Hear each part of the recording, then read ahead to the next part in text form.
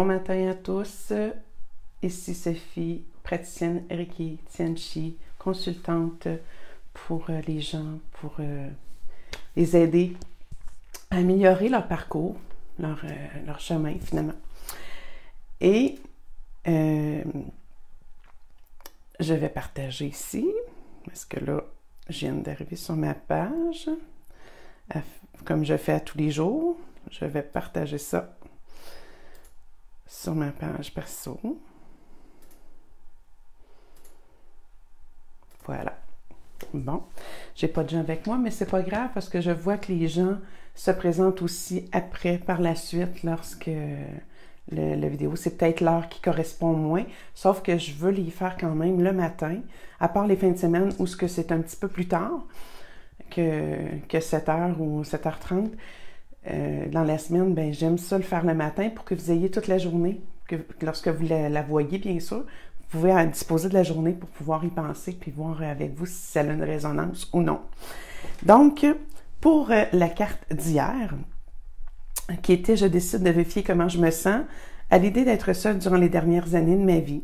Si je vis de l'angoisse, si je réalise que c'est mon ego qui croit d'être seul signifie être non aimé et malheureux, je donne le droit à mon ego de croire encore à cela et je sens que je peux arriver un jour à savoir que même si je suis seule, je peux être heureux et serein. » Écoutez, moi je suis seule présentement, mais je me suis arrêtée à la question et ce que je me disais, est-ce que ça signifie que je sois malheureuse et tout ça? Pas du tout, parce que on apprend, je pense, à développer des choses, puis à croire en soi, puis c'est de croire en soi. Mais ça m'a porté par contre à ce que j'ai écouté un webinaire hier. Et il y avait une personne justement qui parlait, qui a demandé à la personne qui faisait le webinaire, une participante donc qui demande c'est quoi la psychologie positive que vous auriez pour une personne qui recherche quelqu'un dans sa vie, qui veut avoir des partenaires ou bref. Et j'ai trouvé ça intéressant parce qu'elle a vraiment fait une belle image.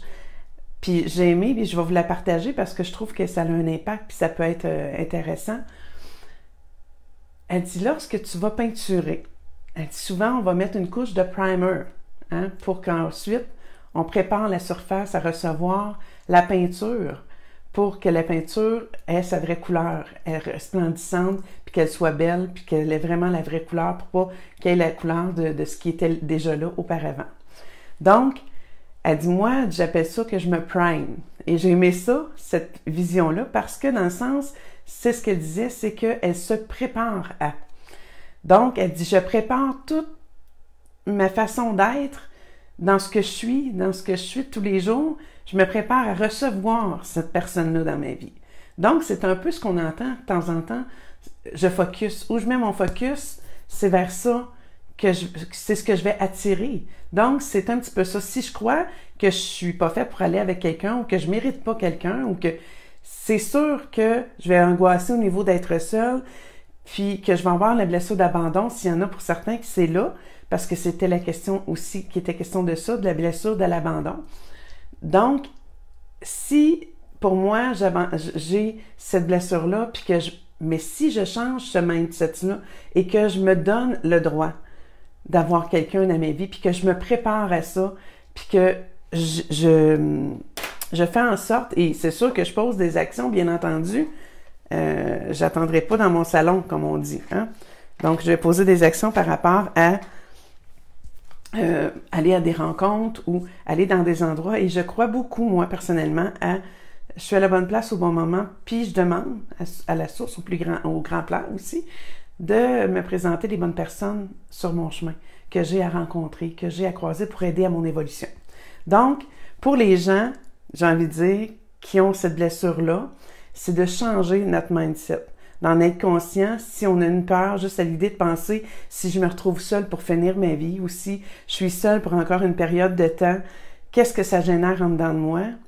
Ben, je pense que c'est de regarder ça puis de voir qu'est-ce que je peux faire pour changer cette éventualité-là, puis me mettre en action par rapport à ça. Donc, c'est ce que j'avais envie de vous partager ce matin en lien avec la carte d'hier qui était sur l'abandon. Puis aussi, à la fois, je voulais ajouter, pour les gens Tu sais, parfois, on fait des efforts ou on met nos choses en action, c'est bien sûr, mais on a besoin d'un coup de main, des fois, de d'autres personnes, du genre des personnes comme moi qui pratiquent le Reiki, les choses énergétiques, les soins énergétiques, pas les choses, mais les soins énergétiques. Donc, si vous avez besoin, même pour des soins à distance, parfois pour se rééquilibrer, pour réharmoniser, j'ai envie de dire, vos énergies, vos corps énergétiques, rapatrier vos corps, puis faire en sorte de rebalancer tout ça, ben ça me fait plaisir si vous pouvez communiquer avec moi. Vous pouvez voir sur ma page aussi pour les services que j'ai à vous offrir à ce niveau-là. C'est toujours utile, puis ça permet aussi de donner un boost pour pouvoir justement amorcer des fois ou faire un passage ou juste se centraliser puis de sentir enfin en dedans de soi cette bonne énergie-là. Puis ça augmente notre taux vibratoire, bien entendu. Donc, lorsqu'on vibre, bien, on attire ce qu'on vibre. Je vais continuer là-dessus pour notre carte d'aujourd'hui, qui est notre 6e journée, mais oui, rien de moins. Et j'aimerais ça que vous mettiez vos commentaires. J'aimerais ça si vous me disiez, si vous ne voulez pas commenter ici, c'est OK, vous pouvez me commenter en privé, j'ai aucun problème avec ça. Mais commentez, dites-moi si ça a un sens pour vous, si ça vous apporte ou non, c'est possible. Donc, j'aimerais ça avoir vos commentaires. Moi, ça me permet de m'enligner aussi, de savoir est-ce que je fais ça seulement pour moi? Je crois pas, mais il reste que si ça peut vous apporter quelque chose, si ça a un sens pour vous, si ça vous porte seulement qu'à réfléchir au cours de la journée ou au moment de regarder ce live, bien c'est au moins ça. Donc, et je vais piger pour la carte d'aujourd'hui. Comme vous voyez, c'est toutes des belles couleurs. Hein, c'est merveilleux. Ça met un petit peu d'arc-en-ciel. Bon, on va aller dans la blessure. Ça met un peu d'arc-en-ciel dans notre journée d'hiver encore, en ce printemps qui tarde à venir. Donc, on va aller avec la carte de l'humiliation aujourd'hui. Aujourd'hui, lorsqu'en public, j'ai honte de moi sur le plan physique, je décide de reconnaître ce qui vient de se passer en acceptant d'être maladroite, au lieu d'utiliser cet incident pour faire rire les autres, pour cacher ma honte. S'il m'est difficile de le faire, je me donne le droit d'être ainsi pour le moment, en reconnaissant qu'en me prenant en dérision, je m'humilie et en sachant qu'un jour, je vais arrêter de croire que c'est honteux d'être maladroit.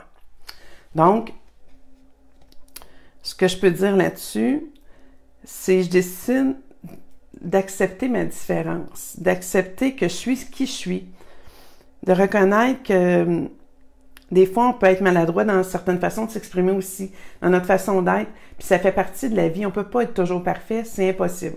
Donc, d'accepter, puis au lieu d'utiliser, si je m'enfarge dans quelque chose, ou au lieu d'utiliser ça pour me ridiculiser, bien, je vais utiliser ça pour justement peut-être avoir une humilité face à moi.